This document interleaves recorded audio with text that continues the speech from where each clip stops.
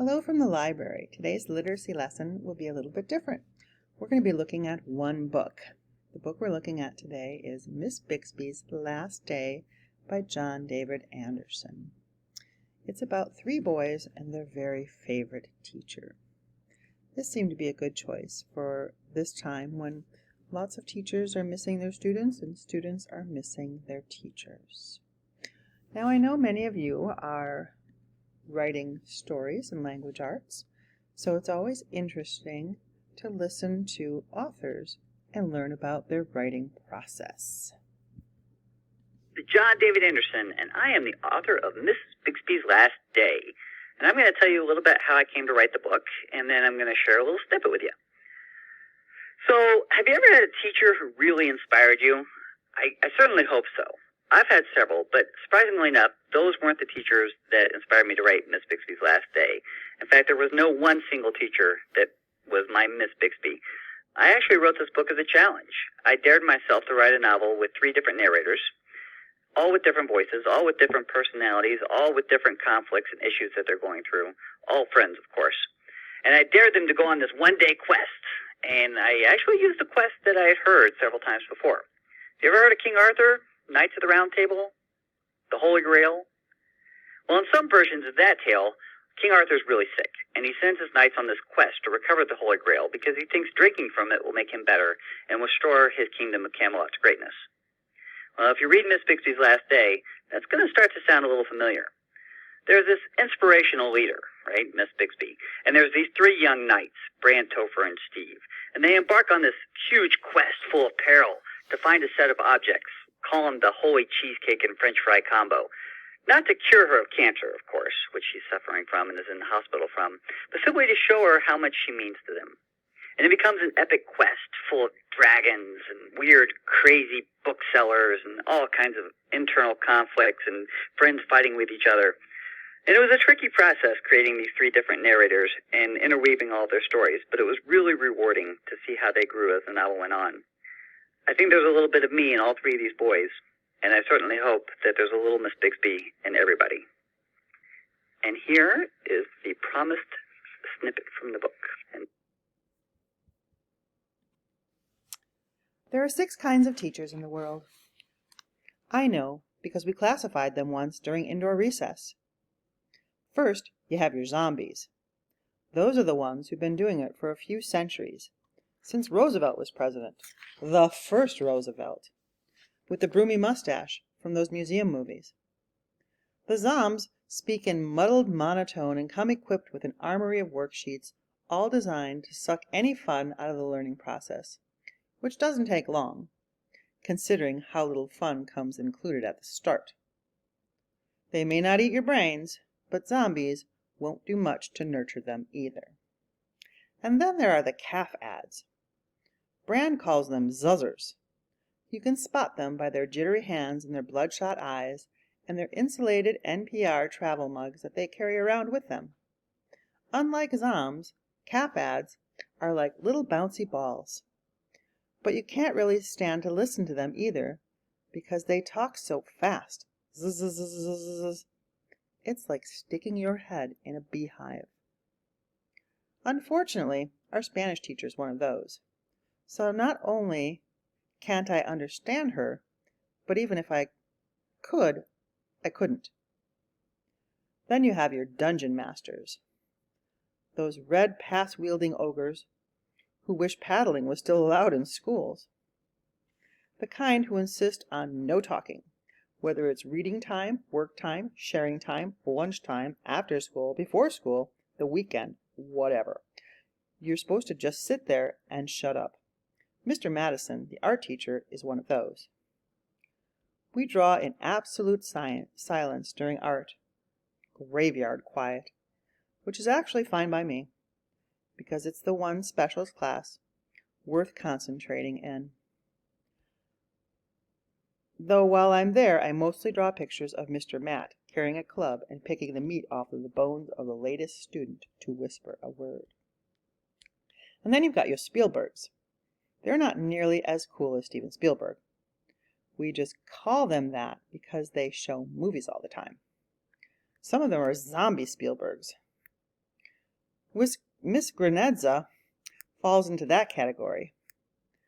She once showed us a film on the life cycle of fruit flies that was pretty gross, but also didn't make much sense, seeing as how we were supposed to be teaching, and she was supposed to be teaching us geometry.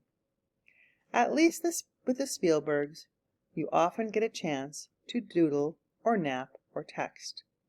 That is, if one of the dungeon masters hasn't captured your phone yet and fed it to one of his goblins.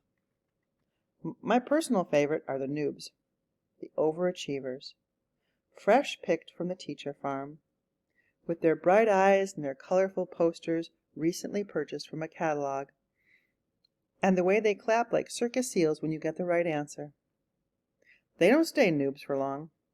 They get burned out pretty quick. A year, maybe 2. I don't think it's the student's fault, though. I blame the system. The last kind we simply call the good ones. The ones who make torture, otherwise known as school, somewhat bearable. You know when you have one of the good ones because you find yourself actually paying attention in class, even if it's not art class. They're the teachers you actually want to go back and say hi to next year. They're the ones you don't want to disappoint, like Miss Bixby. I remember the first time I met Miss Bixby. It wasn't day 1 of class, or even meet the teacher night. It was actually 3 years ago at the circus. We were at the concession area, my parents, my little sister, and me, buying $6 snow cones and swirly suckers. My parents are firm believers in maximizing invested family time, meaning that on a few occasions we all go somewhere together. They bribe my sister and me with sweets so we won't whine, and it usually works. The circus was the latest monthly mandated whole family outing, and we were making the most of it, turning our tongues blue and taking in the pre-show, mostly clowns, flopping around in giant red galoshes with mango honkable schnozzes. We stopped in front of a juggler, a woman with short blonde hair, streaked with pink, dressed in a tuxedo, expertly weaving 3 bowling pins in the air. Her cheeks were blushed red, one painted lip tucked under the other in concentration. And then she saw my mother and stopped, stuck 1 pin under her arm. She looked familiar. "Linda?" she called. "Maggie!" my mother squeaked. Hugs followed. "You actually did it. You quit your job to join the circus." "Pays better than teaching," said the juggler. And she and my mother laughed. The woman explained that she was just an amateur, but when the circus came in, they sometimes hired local talent to act as lobby entertainers. My father coughed and smiled politely. "Saul, this is Maggie Bixby. She teaches at Fox Ridge," my mother said. "6th grade, right?" The teacher masquerading as a part-time circus performer nodded. "The last one before we ship them off." She had bright green eyes, the color of new grass. 6th grade, my father echoed. That at least explained where I had seen her before, probably in the halls, or making a mad dash for the parking lot when the last bell rang. She looked like a noob, or maybe a zuzzer, with her wide eyes and smile, though at the time we hadn't classified them yet. "Linda is one of our best PTA members," Maggie Bixby said, putting a hand on my mother's shoulder. "I don't know what I would do without those Friday morning bagels." And then she looked at me. "How are you, Christopher? You ready for the circus?" I wasn't sure if she meant the actual circus or the next year of school, but I remember being impressed how she knew my name. It made me feel famous or something. "It's just Topher," I told her. "Nobody really calls me Christopher. Well, at least nobody I like." "I'll remember that," she said. Then she put on a little show for the 4 of us, right there, juggling 5 multicolored balls and then pulling a quarter from behind my sister's ear, which she was even allowed to keep.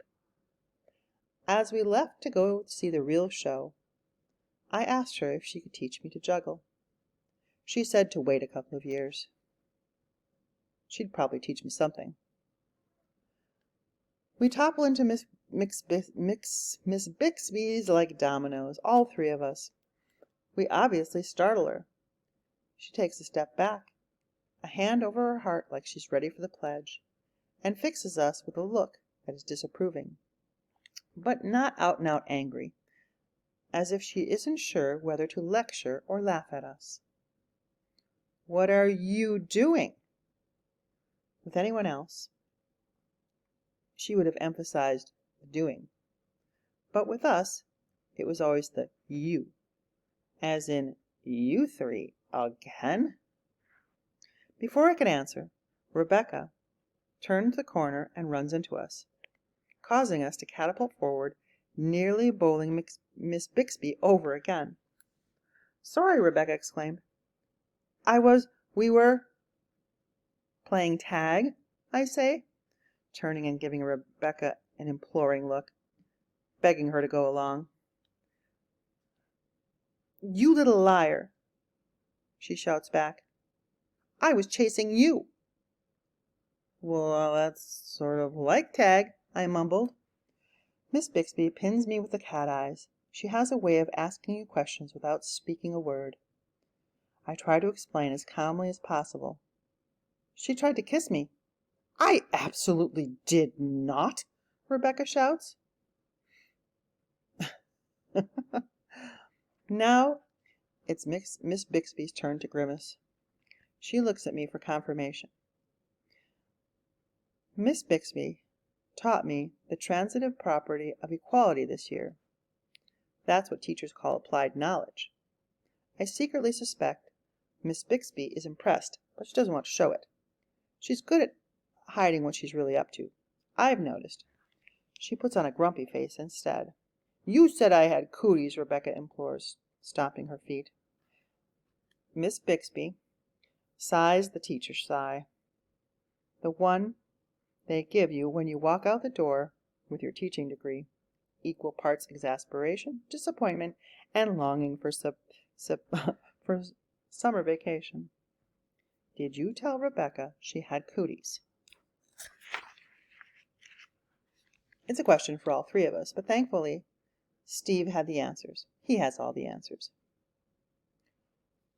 We informed her of her positive diagnosis, yes, but only in interest of keeping the rest of the population safe. It was for the greater good.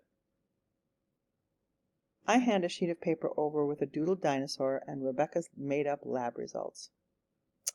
"I see," says Miss Bixby. I still think she's trying not to smile. Rebecca drops her head, red ringlets curtaining her eyes. "Okay, listen up, all four of you. I'm going to tell you something your parents should have told you a long time ago." I look up at Miss Bixby, afraid of what's coming next. No doubt I have to think back to the video about the fruit flies. I hope this isn't one of those conversations. "Cooties don't exist," she says, her voice tinged with fake relief. Steve looks sort of surprised. I wonder if this is actual news to him. "They did once," Miss Bixby said, "but scientists eradicated them back in 1994, thanks to a vaccine discovered by three smart girls who were hoping it might keep boys from acting like total doofs all the time." She looks at me as if waiting for something, the aha moment. "It didn't work, did it?" I ask. "Apparently not," she says. "Now I want all three of you to apologize to Rebecca." "Apologize to her? She